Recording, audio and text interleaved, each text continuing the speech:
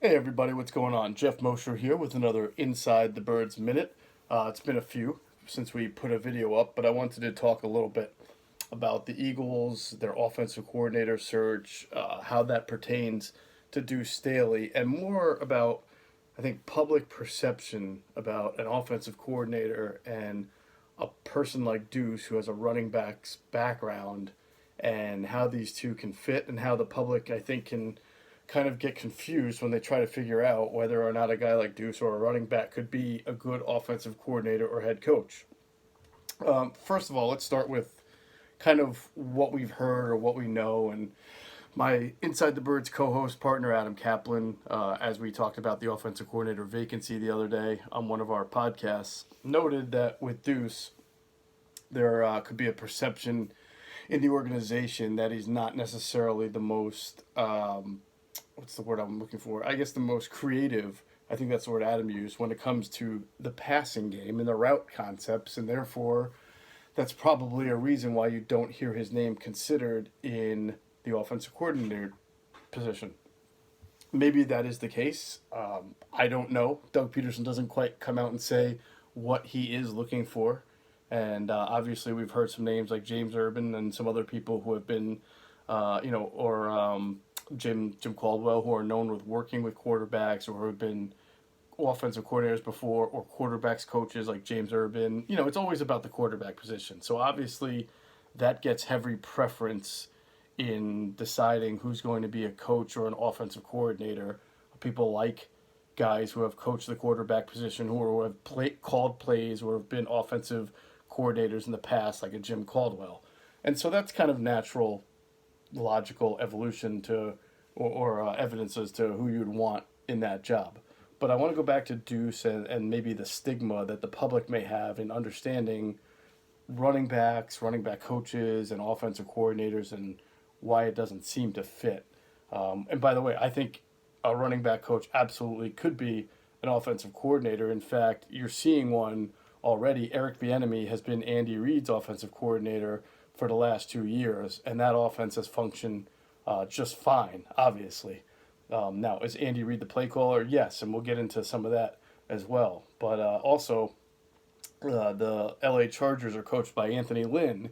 He was a running back by trade, and he coached running backs in Buffalo, I believe, before he became interim head coach there at one point and then head coach of the Chargers. So there aren't that many examples of it, but there certainly are examples of running backs who are in roles such as head coach or offensive coordinator, as I just mentioned, with those two.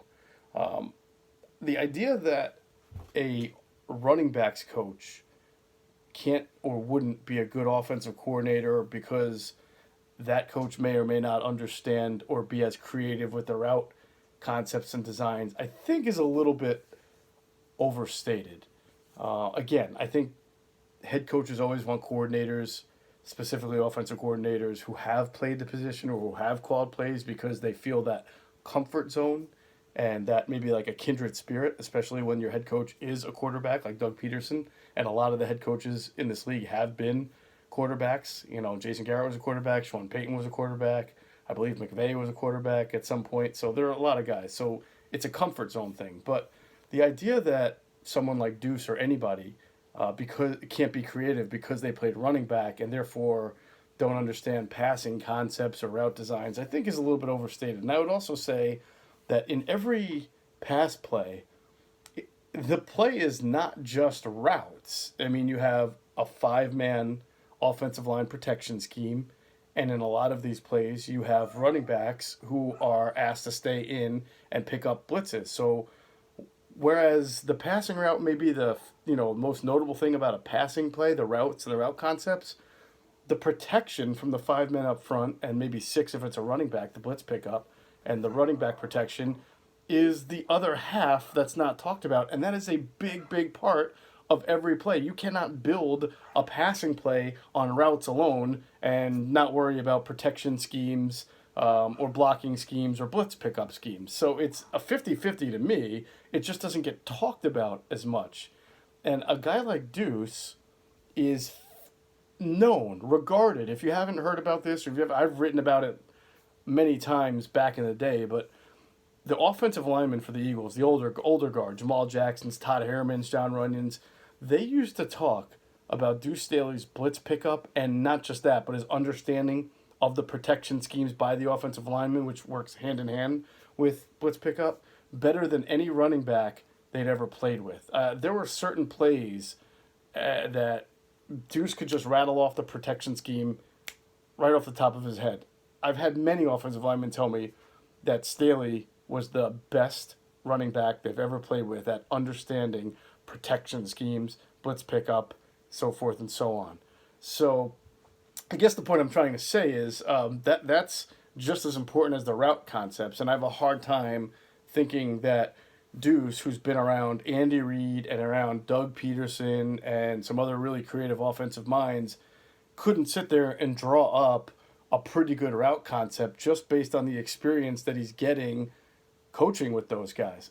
Again, if we're looking at Eric Bieniemy as the offensive coordinator for the Chiefs, and he's been a head coaching candidate, he had interviews, and the perception is that just by coaching in the Andy Reid tree with Andy, you're going to get an experienced guy who understands, innovation and schemes and things like that. Then the same should apply for Duce Staley, working alongside both Andy Reid and Doug Peterson, Mike Groh, John DeFilippo, and other names of guys who either were quarterbacks or offensive coordinators or called plays. So I think that things get overstated a little bit, and then I think other things don't get stated enough, and that's just how important the blocking, the protection, and things that Duce really knows well is good at. So I'm not here to say the Eagles are making a mistake. I don't know what their plans are, and maybe they have talked to Duce, and maybe there's something that they don't see in him being an offensive coordinator. So I'm not putting a judgment per se on the Eagles, but I am trying to enlighten the public a little bit, because whenever we hear why isn't Duce getting the job or why isn't Duce getting looked at, people make a lot of assumptions. Oh, he's not a play caller. Well, Matt Nagy, I think, has done a very good job as the Chicago Bears head coach over the last 2 years. He didn't call the plays. Doug Peterson, I think we can all agree, has done an excellent job as Eagles head coach, winning a Super Bowl and then going playoffs back-to-back years. He was not a play caller before he came to Philadelphia. Now, Andy said every once in a while he would let Doug call plays in Doug's last year as an OC. I feel like Andy says that, but I don't know. I've heard contrary to that. So who knows how much play calling he was actually doing. But the idea is that, well, this guy didn't call plays, so he can't be a coordinator. I'm throwing water all over that, because like I just mentioned with Nagy and Peterson, they were not primary play callers, and they've done nice jobs as head coaches, and I'm sure either one of them, if they weren't a head coach, could get a coordinator job that called plays at any moment if they wanted to. And then the other argument you hear is, well, it's because he's not a quarterback. He didn't play quarterback. You got to play quarterback to really understand passing concepts in the passing game. And that one drives me wild. You do not have to have played the position that you coach to be good at it. Juan Castillo, to bring it back to an Eagles linebacker, Eagles angle, was one of the best offensive line coaches this franchise has ever had. He keeps getting jobs as an offensive line coach. He just got hired by Matt Nagy in Chicago as offensive line coach. The man was a linebacker in college. Kevin Stefanski just got the head coaching job for the Cleveland Browns after being the offensive coordinator for the Vikings. He's not a quarterback. He was actually a defensive back at the University of Pennsylvania.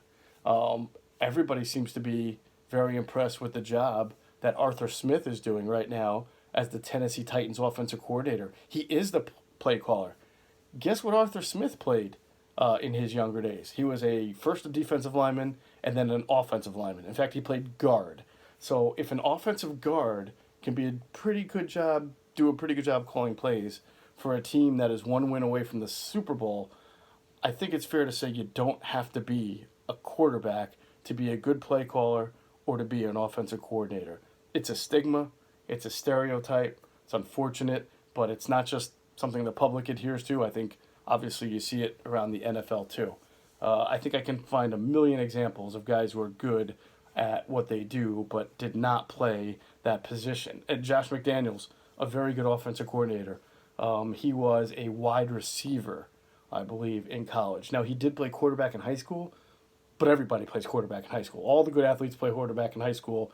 It does not make you some kind of quarterback savant in the NFL that you played quarterback in high school. Maybe even Duce played quarterback in high school. Who knows? There are a million running backs that played quarterback in high school. That doesn't count.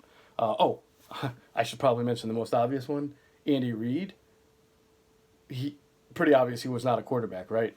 He was an offensive lineman. He became a quarterback's coach, and a fairly good one, and then he became a head coach and a really good play caller. So imagine that an offensive lineman is an excellent play caller, and yet people think a running back can't because that person played running back. That's kind of the stigma that I see a lot on social media. I just wanted to address that. Again, I'm not putting any judgment on the Eagles. I'm not in the interview room. I've talked to Duce Staley a lot. I have actually discussed with him who he has in mind as assistant coaches if he ever got a head coaching job. And I've heard people say maybe he would be a better head coach than a coordinator. Maybe that's true. I don't know. I have not interviewed him for a job, so I'm not criticizing the Eagles per se. But I do think that the Eagles are a lot like their personnel is a lot like what you see around the NFL, and it's a lot like what you see on either social media or read about from fans commenting, just that comfort zone of who should be a coordinator, who should call plays, what pedigree they have, and I think a lot of that is overstated. So that's it for my Inside the Birds Minute. This has been Geoff Mosher. Make sure you check out the latest Inside the Birds podcast with me and Adam Kaplan. Thanks for tuning in.